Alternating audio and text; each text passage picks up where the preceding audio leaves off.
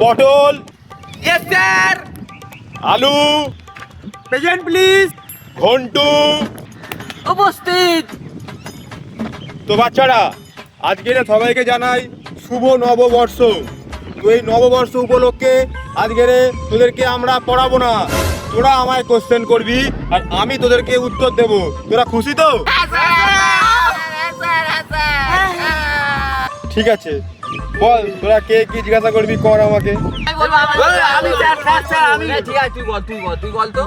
Sir বলুন তো, যখন শিব ঠাকুরের পাতলা পায়খানা হয় তখন তাকে কি নামে ডাকা হয়?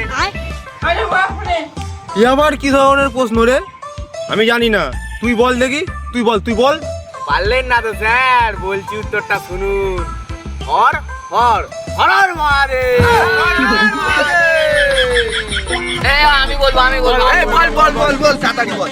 স্যার যদি ছাত্রীকে বিয়ে করতে পারে, ছাত্র কেন ম্যাডামকে বিয়ে করতে পারবে না? এই